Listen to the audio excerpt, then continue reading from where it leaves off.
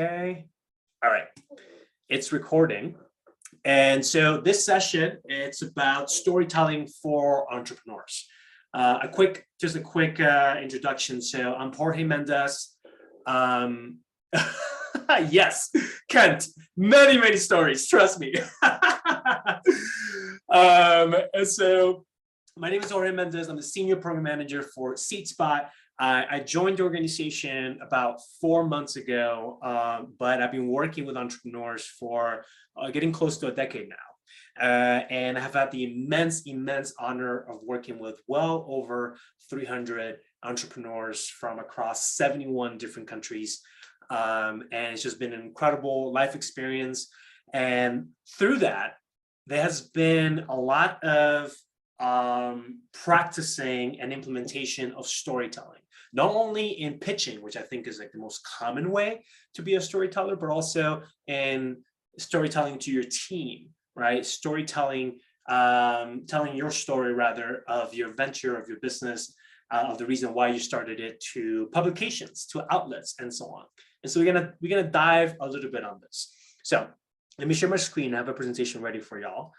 And we're gonna go through it. And again, I got some more folks joining in. So this is very interactive, and so please use the chat. I will be having a close attention to the chat, and we'll respond. If you have any questions, put it in the chat as well. Use the hand raise feature, and I will definitely get to you. All right, so. And then one thing as well, if you're in the chat, I know Kent did it, Tamika did it. If you have a question, you just want to say hello, put your name and say, hey, this is Kent, this is Tamika, this is so on. So that way I know who you are.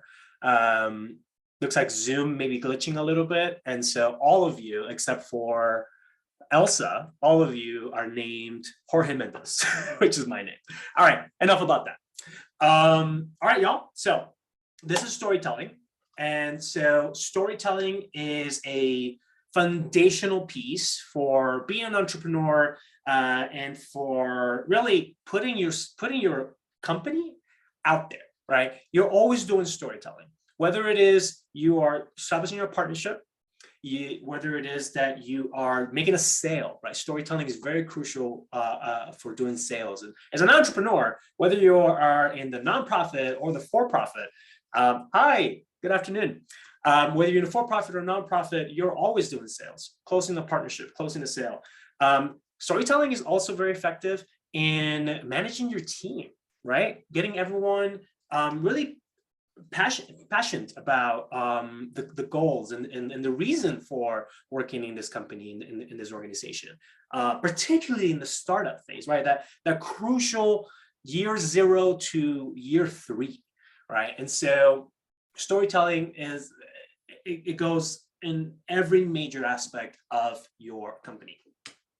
All right. So I wanted to break down storytelling into 4 ways that are, or rather 4 kind of buckets that you as an entrepreneur have already faced or will face. Right. So the first one is elevator pitch. Then I want to talk about origin story. Then pitch deck, which is, I would say, is the most common way of storytelling, and then an internal story. All right. So I'm going to actually dissect each one of these. So the first one is elevator pitch. And this elevator pitch typically is 30 to 60 seconds long. And hence why the name elevator pitch kind of stuck, right? So it's like if you're in an elevator, you're going to floor 15, right? How many seconds do you have? Right, so 30 to 60 seconds. And it's a way of, like, in a concise way, communicating what you do. It is a conversation starter. It's an icebreaker, right? It's like you're sitting in a train, someone asks you, hey, what do you do, right? We're here, let's start a conversation. So elevator pitch is really useful if you're at a networking event. And it's a great thing to have in your back pocket and to practice. It's only about 30 to 60 seconds. So something that most people can memorize. But it also, I think most importantly, it allows you to, like, doing this exercise of putting together an elevator pitch allows you to, like, explain what you do like the problem that you solve, your business model, and your kind of service or product. It allows you to describe that in a very easy, concise way. Because sometimes as an entrepreneur, right, you're so deep into it. This is like in many ways, this is your baby. You're bringing something to life, and you can be kind of in a place where everything makes sense the way you describe it, right? But as an outsider or someone that's trying to learn more, it's easier to speak in more layman terms right, in a simplified way that allows anybody to understand what you're doing. They don't need to necessarily try to be in your head, right? So basically what I'm trying to get to is like, this helps you to make your message concise, precise, and easily understood by anybody. I have a story here that I want to share about an elevator pitch and how it led to a very strong business partnership. So I worked with an entrepreneur this was 4 years ago. They were from Slovenia originally. And so they had come to the United States for a program that I was running. And so they're in a train from the airport. They had gone to a conference out in New York and they were on their way back. And so they were on the train from the airport to the main train station in the city that we were running this program. And so this is like a 20-minute train ride. And this entrepreneur sat next to somebody. This person asked, "Oh, you have an accent, right?" Because they were from Slovenia. You have an accent. What are you doing in the US? What are you up to? And so this entrepreneur, her name is Sarah. She went on to tell me afterwards, a couple of days after this happened, that she used the elevator pitch that we had practiced as a conversation starter. It's like, I am here, I'm doing this program, and fast forward 60 seconds, and had explained everything that she did in a way that allowed it to be a conversation starter. And so this entrepreneur, because of this conversation, randomly sat next to somebody who ran a major hospital, and this entrepreneur was in the healthcare industry, and ended up securing a partnership of $200,000. And which is huge, particularly as a startup. It's a massive partnership. And so they did that because they used this elevator pitch as a conversation starter to get them excited, and to ask them more questions. So elevator pitch, a ton of value found here. And I actually have an example I'm going to show you in about 10 minutes of an elevator pitch. This next bucket is the origin story, right? And so not always are you your own customer, but sometimes you are, right? Some of you so many of you, hello, a couple more have joined since I started talking. And so many of you are your own customers and say, look, there isn't a solution for what I'm looking for, and so out in the market. And so because of that, I started this company, right? That's not always the case, and that's okay. But if you do have an interesting story, origin story, or even the reason why you started this company, right, is because something that happened when you were a teenager, or you were a young adult, or whatever it may be, right? If the conception of this business is tied to a story related to you, the founder, it could be very beneficial and valuable for you to actually put together an origin story that is concise, easy to understand, but also compelling, right? And something as well to keep in mind is that as you're sharing your origin story is to be authentic. The origin story is not something necessarily that you will have in a pitch or in an elevator pitch. It's something that you would share in a meeting with a partner, right? In a meeting with a funder, because funders are very much interested in who the human beings are that are running this company, more so than the companies itself sometimes, because the company, the startup, the organization, wherever you're working on, that can change, that can shift, right? The business model can shift, the product or service will likely shift based on what you learn from the market and so on. But the individual human beings leading these businesses and these organizations, they're there to stay, right? And so as a funder, as an investor, in terms of the weight that is put on many different facets of a business, the team and the founder are one of the biggest things to consider, right? And so if you have an origin story and you feel like it makes sense for your business, make sure that you share it as well. It can be very, very valuable. So that's one way of one bucket of storytelling. Another, and I would say this is the most popular bucket that probably all of you have heard of or have done so, is a pitch deck. And so this basically tells a story of like how your business is unique, right? Of what problem you're solving, right? What's your business model? In detail, what is your service or product and how it functions? Who is your customer? All right. What's your traction? Like, what have you done so far that says, look, because of all these things that I've been able to accomplish with the business, I caught on to a market trend, right? People want this. And so a pitch deck is one of the most common way to communicate, to story tell about your business. And I actually have, in about 10 minutes or so, I'm going to share an example of a pitch deck that was very successful from an entrepreneur that I worked with a couple of years ago as well. So you can see what it looks like in the flesh too. You want to make sure that in your pitch deck that your message is very clear, because what I like to share with the entrepreneurs that I pitch coach, for example, is that when you're doing a pitch, however long it may be, whether it's a 3-minute, 4-minute, which is like a typical pitch competition time, or if it's like 7, 8, 9, 10 minutes, which is a typical investment or fundraising pitch, but there's a length. Whichever one you're doing, you want to make sure that you get 2 responses from whatever room you're pitching, virtual or in person. You want to make sure that either you get this first response, which is, I get what you're doing and I'm your customer, or I get what you're doing clearly and I'm going to be your funder. I want to give you money for this so you can go on and scale it and grow it. That's one reaction you want. The second reaction that you want is, I'm not your customer, but I understand the problem you're solving and your business so well that I feel comfortable making an introduction to somebody who could be your customer or could be your partner or your funder, right? Not all customers are built the same. Not all partners are built the same. Not all funders are built the same.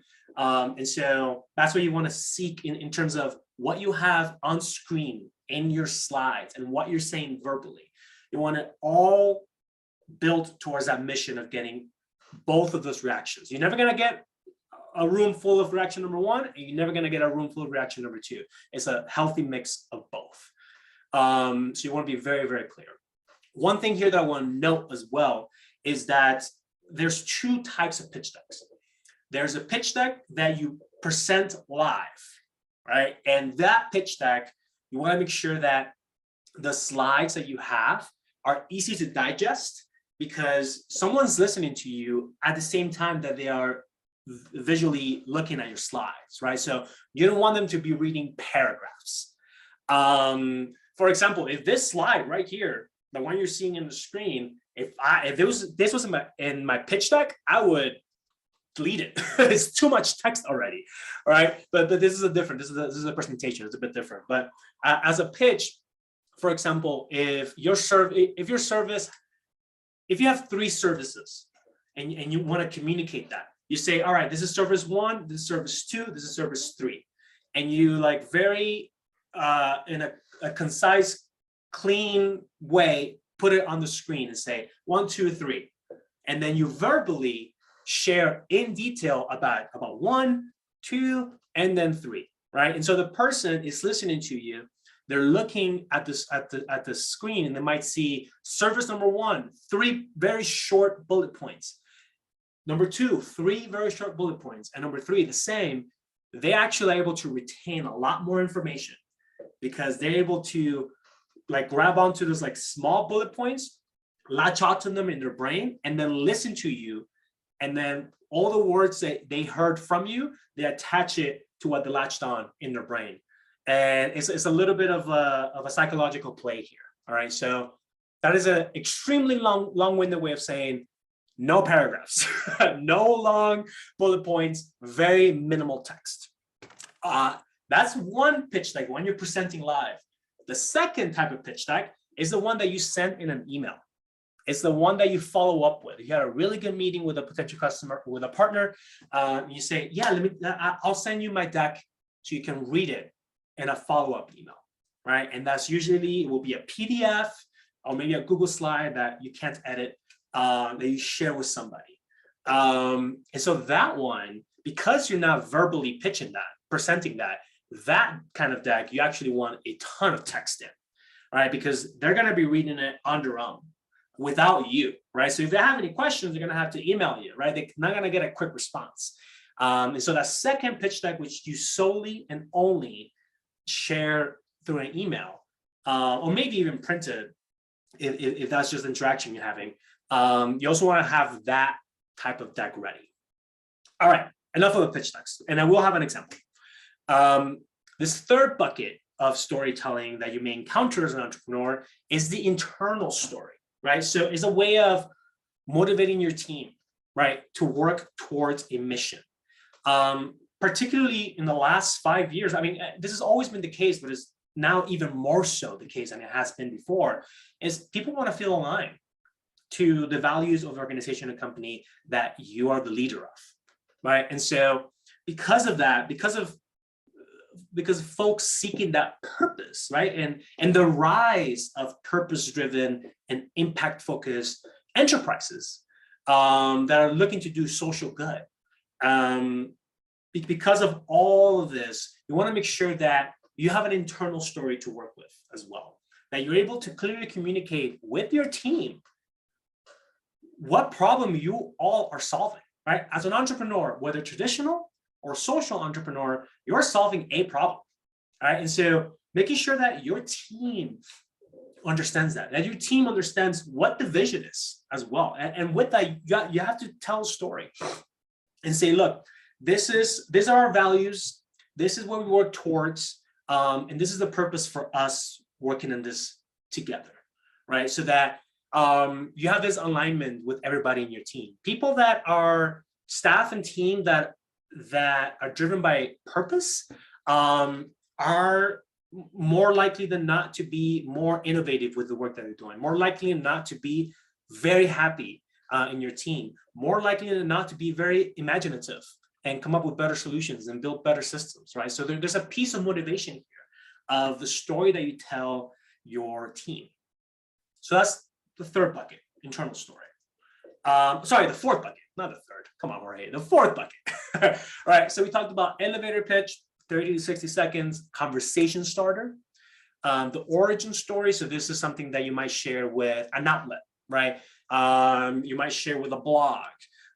You might share with someone that you're looking to hire. You might share with a potential partner, right? So, you know, what's the reason, what's the genesis of why this company was created? And again, that may or may not be tied to your own personal story. It doesn't have to be every time. It depends on each entrepreneur and the venture, of course. The third is the pitch deck, right? So the most common, this is a non-negotiable. The pitch deck is, out of these four, the pitch deck is the sole non-negotiable. They're all beneficial, but you must have a pitch deck, whether both, the one that you present verbally and the one you send by email. And then the internal story as well, the one you tell your team to keep them motivated. One kind of, how would I say this? I think one thing to keep in mind when you're putting together a pitch deck is that you're going to have to change it based on the audience. All right. And so there's no such thing as one pitch deck that you're going to use for everything. That doesn't make any sense. You're going to be speaking to a customer, you're going to be speaking to a partner, to funders, which vary as well in terms of what they're looking for. And so when you're putting together a pitch deck, you want to make sure that you have a master pitch deck where everything is in there. And then you hide or delete or move around slides that you may or may not need for a particular purpose. All right. And so that's kind of a tip that I want to share for a pitch deck. And I've seen that be very successful, where everything is kept in one place. And you say, all right, I'm meeting with a funder and they want to know more about my metrics.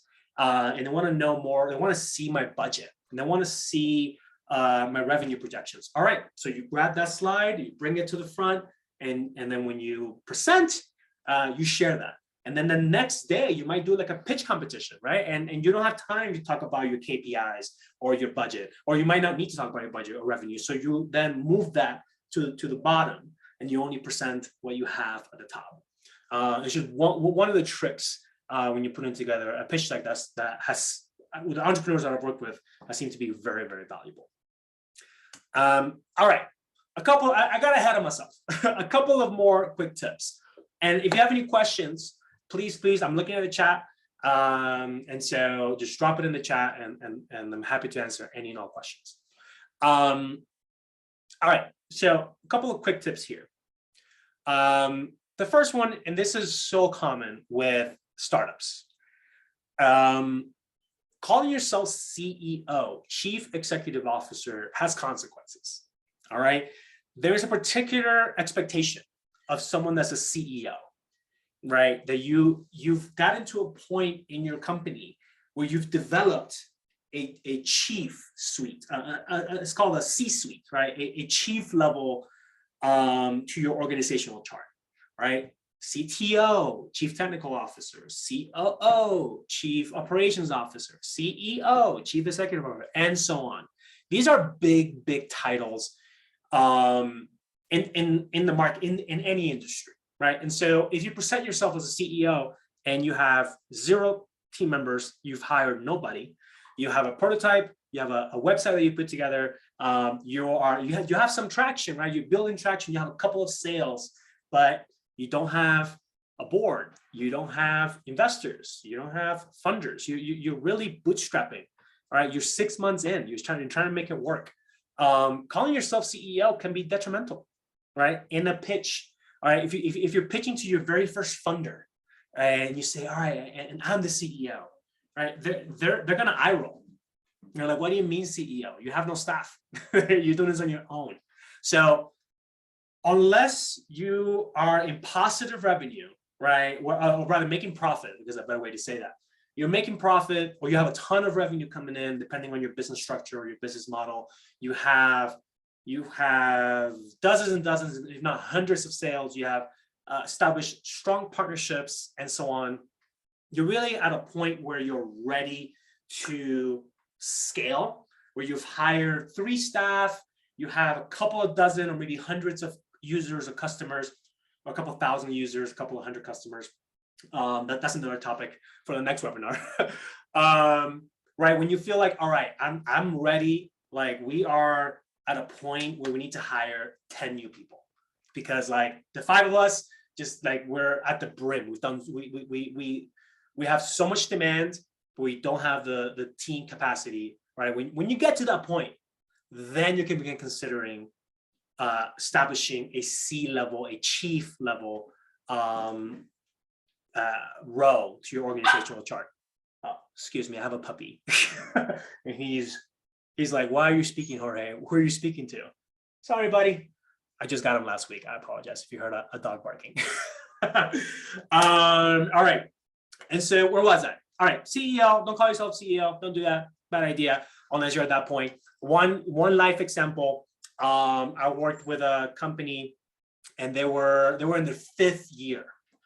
And up until that point, the founder called themselves the president of the company. It got to the point where I described, where it's like, all right, we need to go to a funder. We're seeking $2 million. We want to hire 5 people, establish a new location, so on. And then they created the C-suite, the CEO suite. All right, that's the first one. Second one, slides are meant to be visual, right? So I shared that in the pitch deck. So make sure that you build a slide where it's easy for people to remember, that they don't get, when you're speaking, like they don't get stuck reading things, because then they stop listening to you. I already covered that. And I'll also cover backup slides, right? And this is, well, actually, let me go a little deeper in that. So backup slides is when you, let's say you present it, right? And you have your last slide.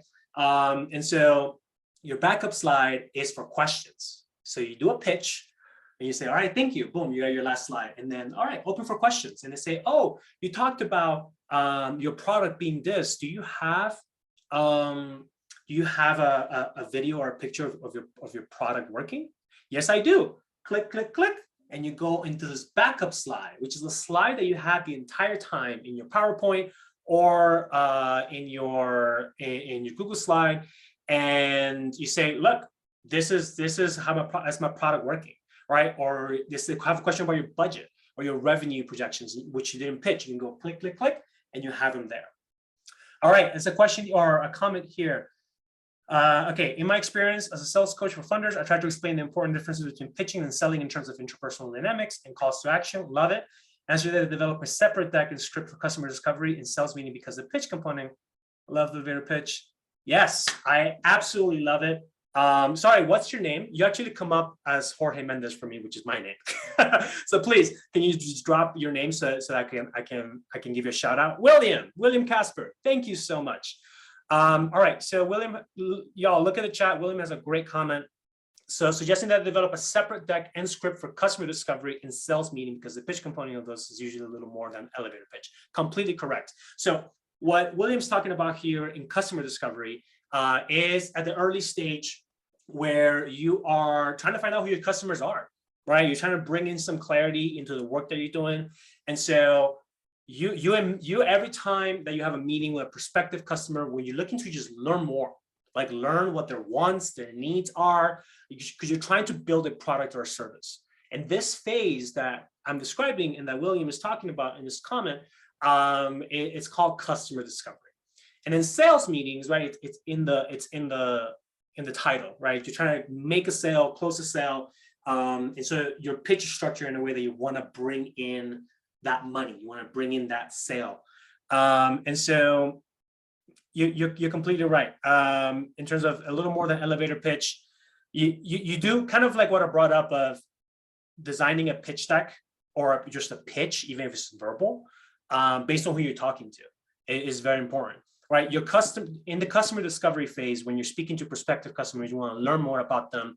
It's a lot about discovery. Oh, well, duh, it's in the name. Come on, right? It's a lot about like getting input, is what I wanted to say. All right, so you're trying to get as much information out of the customer as possible. You want them to know what you're working on. While in the sales is like, hey, like this is what we're about. Come join, right? You're trying to bring in somebody to your team. So it's a little bit different dynamic. And so I agree with you, William, fully in terms of having a different. Yeah, you got it. It's just having a different deck and a different script. A script, if you're a visual learner like me, a script is very helpful. So William, thanks for putting that into the chat because I actually hadn't mentioned script at all in here, or I wasn't planning to. So a script is just like writing down what you're going to say. Some people like to write down exactly what they're going to say and then memorize it. Some others, like me, like to write down bullet points and just like, all right, there's a bullet point, and I'm just kind of go with it based on what I know in my brain. Those are both equally strong ways of doing that. So thank you, William. I appreciate it. And if anyone wants to drop resources, ask questions, again, just like William did, please drop it in the chat. All right, last two quick tips here. You want clarity. Like this should be the utmost priority, right? Can your 10-year-old niece, nephew, daughter, whoever, can a 10-year-old that randomly walks into your life, can they understand what you're doing? That's an extreme case, right? But you want to make it so again, going back to William's point, is who you're speaking with. A general pitch where you don't know necessarily who's in the audience. You want to use language that anybody can understand.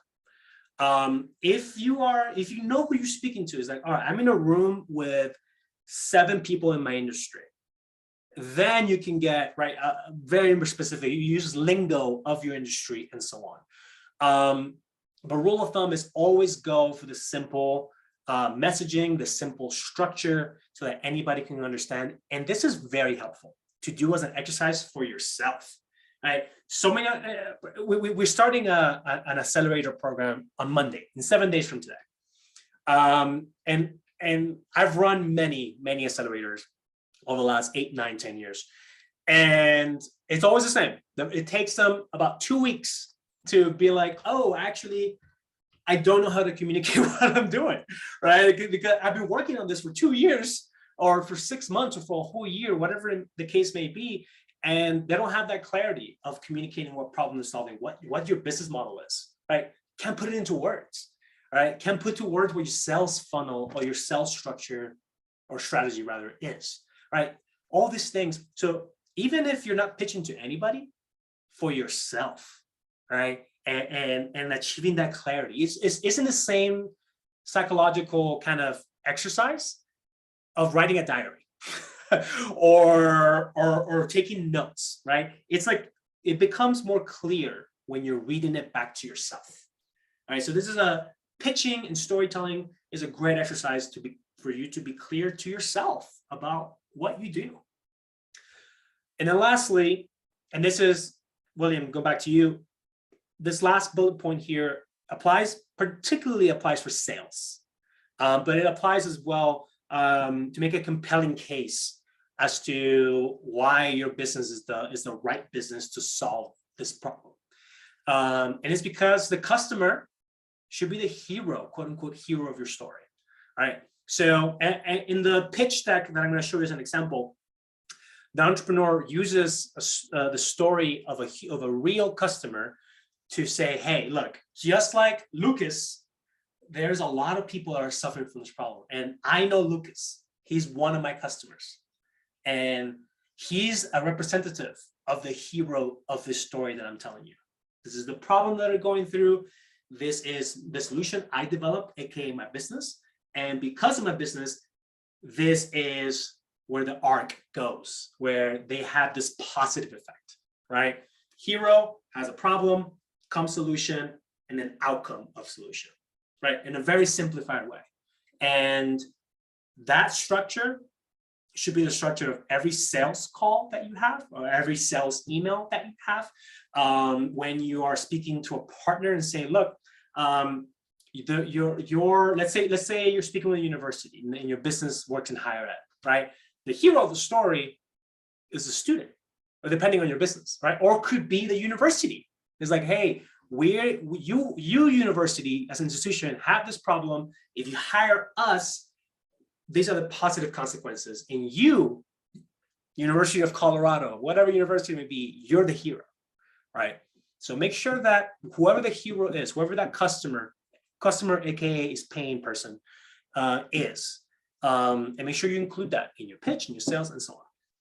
All right, we got about 10 minutes and I want to show you 2 examples. All right, so last quick tip before we go to the examples. Let's say like Jorge, like where do I start? Right? If you're asking yourself, like where do I start? How can I get started with this? There's a ton of resources that you can Google. If you use Google Pitch Deck, you're gonna get like a structure to follow. So I felt like it wasn't really like if I were to break it down to the most simple terms, simple blocks. These are the 4. If you're developing an elevator pitch, right, just an icebreaker. If you're putting together a longer pitch, if you're putting together even an external or internal kind of story, I would pick just these 4 as the foundations that you can build from, and then you go up from there. All right. So you start with the problem. What problem are you solving? Who is the human being that is affected by this problem? What are the consequences of someone suffering from this problem? Right? You don't want to be too abstract, right? You want to be very concise. You want to use data. For example, let's say, and I'm making this up, so don't quote me. 1 in 7 people in the United States live in a food desert where within a mile radius, they cannot find fresh food. That's like the problem that I'm solving. And the customer that's suffering from this problem, I would then describe them, right? They live in this particular neighborhood. This is their, and this is their daily life where they can, they have to drive 2 miles to find fresh produce, right? And you're telling a story of a real human being suffering from a real problem, right? And that's just one example I kind of just made up on the spot. But you always want to start with the problem, all right? You want to fall in love with the problem. Then you establish as a foundation, you establish of what's going wrong. Then you talk about your solution, right? So we're going from left to right on the top. Problem, then solution. All right, and the solution, in comes you. We developed this service. We developed this product. And this is how it solves the problem. This is how it works.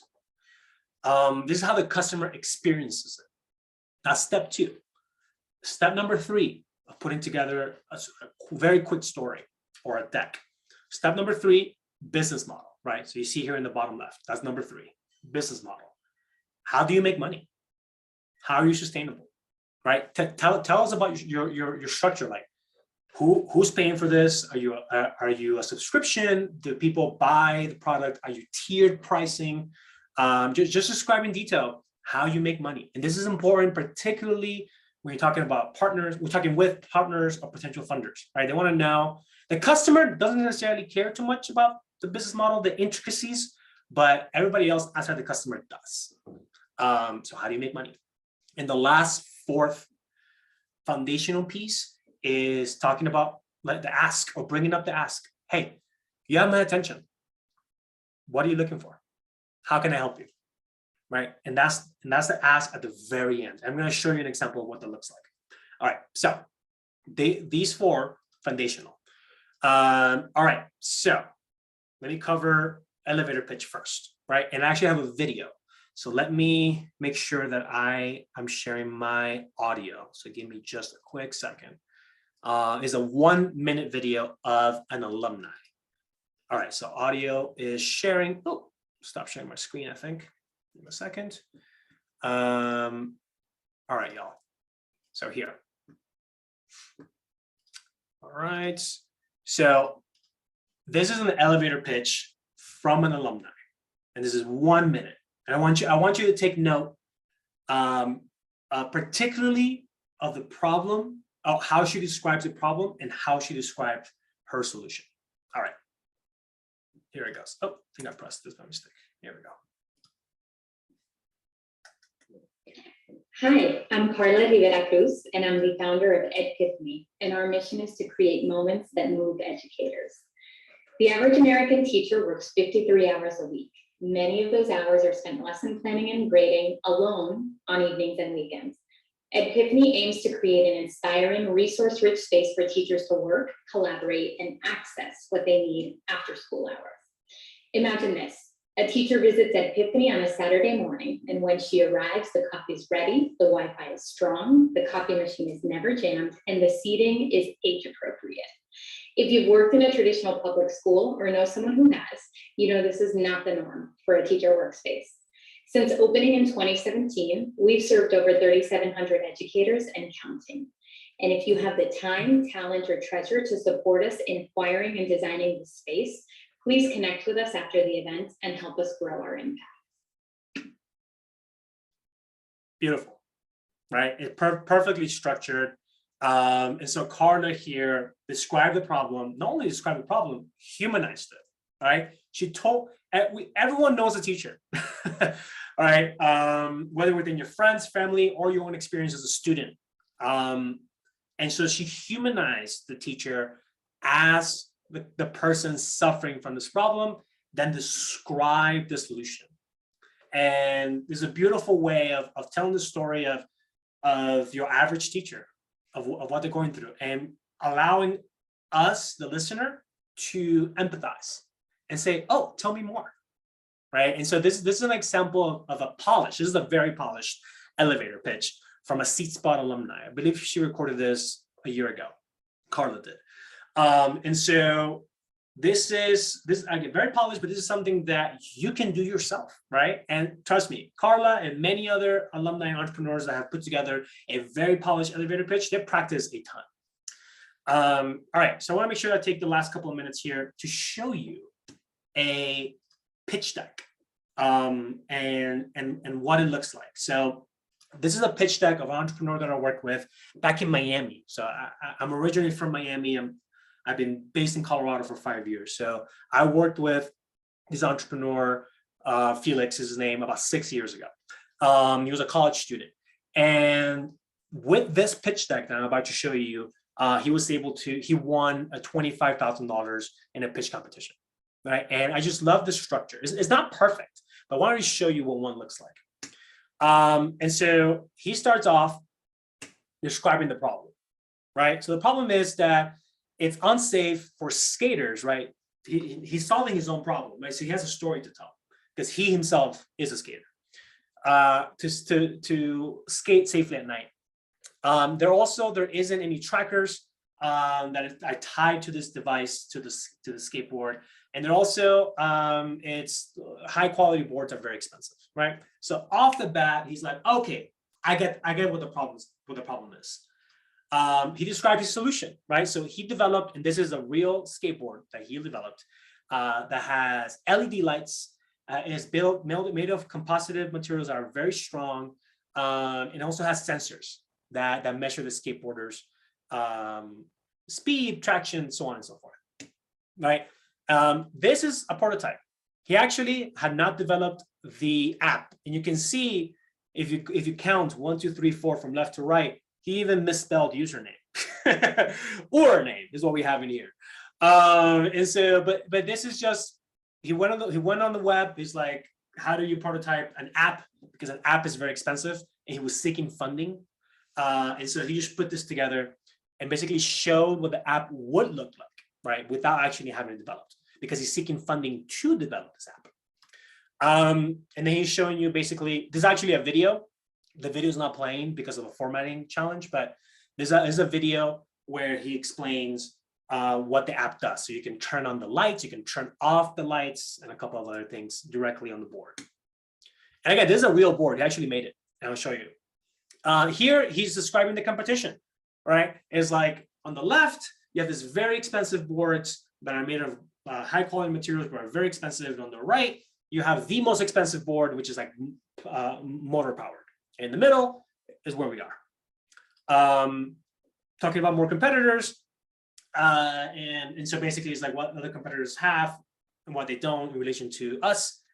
And then the target customer, Luke, right? And so target customer, 15 to 22 years old, any skating experience and so on. So in here, he shares the experience of Luke getting into an accident, getting run over by a car, right? His skateboard doesn't have lights. Like in a bike, you can put lights, but in a skateboard, you don't. So he humanizes the problem. Even though he's his own customer, he uses somebody else as an example. In here, he's showing you his traction. Hey, we did a fundraiser. We got all these videos going on. We go to this skateboarding events and more pictures and screenshots of the videos that he does. In here, he's like, I'm making my own skateboards. I learned how to use my dad's tools, and I'm making them myself. Right? This is like showing you, hey, I'm doing the thing. Like that. I'm not just talking out of. I was gonna say something else, but I'm talking from experience. I'm doing this, and I'm committed. They did a fundraiser, so that's more traction. Hey, we fundraised $10,000 to build our first couple of skateboards. And more. This is more pictures. Oh no, sorry. This is pictures of where they want to take. It's like, hey, we want the money we're fundraising for is for us to buy machinery so we can mass produce these skateboards and be able to increase our sales. This is a video, it's not working on the Google slide that I put in here, but this is actually a video that autoplays. And this is the skateboard being crushed by a car and then lifting back up when the car is lifted, showing the strength of the material. There's another video where the skateboard is actually ran over by a moving car, the Ford Ranger that you see here, and he just boop, pops back up, right? So now it's showing you, hey, this thing damn works. Talks a little bit about revenue. This was a pitch competition where they were seeking significant funding. I think he ended up scoring, I think, 2nd or 3rd place. And so talked about the revenue model a bit. And then more in depth about revenue model, market size, which is important, right? It's like, this is 4.2 billion are the dollars accessible in the skateboarding market. And this is 2016, right? So significantly higher by now. And there are 6 million skaters who are spending this 4.2 billion or so, or are part of that 4.2 billion in the US alone, right? So there's a market for this, right? One thing that I would add in here, and so that you know as well, is talk about I would tell them to add skaters in the city. In this case, he's from Miami, and so tell us how many skaters are in Miami so we can see what's available right now, and then 6 million in the US is projecting into the future. It's like once we scale with your money, once we scale, we're gonna reach 6 million skaters. Social proof. So he went and like got quotes and testimonials from managers and owners of skate shops. This is a 19-year-old college kid, by the way. And then talked about like where they can find them. They have a website where you can buy the skateboard. They had like a pop-up where you can physically buy a skateboard as well in Miami, and they were looking into being in Amazon as well. And then there's a team, and why they're basically in here. He described this is not just a team. This is a team, and this is why each of us is important, right? So we have an engineer. We have the founder who does the sales and partnerships and who developed the prototype of the product. And we have financial experts, so on and so forth, right? So it's not just, oh, this is Blake and Socrates and Felix, and this is our team. No, this is our team for a reason. This is our team because this is all the value that we bring to this company. And then he has a closing statement, skate smart, and then a video of skate smart, and then contact info at the end, right? And so he didn't have an ask here, which is something that I did describe, because they were instructed not to in the pitch competition, because they were basically being ranked, and so whoever ended in the top 3 got money, right? So there was no need to put in an ask. But one thing that you can add here in your ask is say, all right, this is my pitch, and what I need is I'm looking for funding to do this, or I'm looking for experts. Can I speak to you? I'm looking to learn more about the industry. I'm looking for someone to test my prototype. I'm looking for someone to give me feedback on my website, right? I'm looking for somebody to X, Y, and Z, right? It doesn't have to be money. You can ask for expertise. You can say you're seeking a co-founder. And I task a couple of my entrepreneurs, particularly ones that are working in tech, who are not tech savvy. Like if your company needs a web platform or an app and you cannot don't have the skills to develop an app, then you must either hire somebody that does it for you or bring in a co-founder that does it for you, right? Apple being one of the biggest example of that. You have Steve Jobs and Steve Wozniak, all right? And Wozniak did all the coding because Steve couldn't do the coding. But Steve can do the marketing and the sales, right? So co-founders. Anyway, I'm going on a rant. So the ask can be anything. And you have people's attention, right? So even when you do an elevator pitch, you have someone's attention. And you say, and I'm looking for this, right? And you can't bring it up. You lose all the shots you don't take. You never know who you're speaking with in a networking event and so on. All right. We got a message from Robert, and I'll be closing out soon, and we'll be respectful of your time. I know we're scheduled until 45. It's 51 right now. But thank you for staying in. All right. Hey, Robert. In a follow-up, I feel like I wowed a few investors after giving the full pitch, and I've won several pitch competitions. Congrats. But then they disappear and don't follow up. How do I get investors to take action after the pitch without being too annoying? Love this question. You have to follow up. And the investors is all different dynamic. There's a little bit of ego there. You're dealing with human beings who know they have the power in this particular relationship, and because you're seeking their money.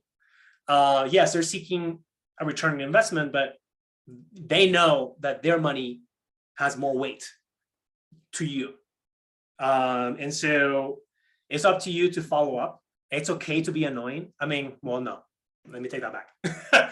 It's okay to be reasonably annoying. So what that means is two follow-ups, right? And then maybe a message on LinkedIn. All right. And so if it may just be, unfortunately, Robert, that they're not interested. And so I don't know you know what you're working. I'm happy to have a one-on-one chat later, and I'm gonna send you up a follow-up email when we're done here, and I'll put a link to my one-on-one so we can book one if you want. Happy to give you a consultation. But my suggestion here is review what your follow-up emails are. Like, what are you asking? what are you phrasing? What are you sharing? You know, it could be that maybe you need to share. Remember, I talked about a deck that you share in an email as a PDF. Maybe sharing that, maybe reiterating. Thank you for the chat yesterday. I appreciate your time. And this 3 bullet points is what I'm looking for. Or your funding, or the funding that I'm seeking will allow us to impact this many lives, or allow us to expand in this way, will allow us to launch in this way. So kind of like a summary of what y'all talked about. And so that would be my suggestion. And again, Robert, if you want to book a one-on-one, we can talk for 30 minutes just about this. I'm more than happy to help. But not knowing necessarily what you sent, that's what I would say. And if you just sent one email that didn't respond, hey man, people get busy. And they might have like read your email, forgot about it, and then it's gone because it doesn't come out unread. There's so many things. And so you follow up once after you met, follow up a week later if they haven't responded, and then follow up a week after that and just saying, hey, like this is my last email. Just let me know if you want to keep the conversation going. So that would be my uninformed, or rather, not, well, if that's the wrong thing to you. And basically that's what I will give you, not knowing what you do. I hope that helped, Robert. All right, happy to stay for another minute if anybody has any questions. Otherwise, thank you all for joining. I know it was like a little kerfuffle with the time. So again, I'm very, very appreciative. And then this might be the first time I use the word kerfuffle in a recording. So if you're listening from the future, hello. And so thank you all very much. I'll send you all a follow-up email. Because of a Zoom glitch, I actually don't know who's here. Thank you, Lori. I don't know who's here. And so I'm just going to send it to everybody. But know that I meant to send it to you. I just don't know because of a Zoom glitch who's here. All right, y'all. I appreciate you. Thank you for being here. Look for my email in your inbox, and it'll be great to keep in touch. We do have a program that's starting in a week. And so if you're interested, I'm going to drop a little information about it on that email that I'm going to send you in about an hour or so. Thank you, Kent. I appreciate you. Thank you, Lori. Thank you, everybody. I'll talk to you later. All right. Take care. Cheers.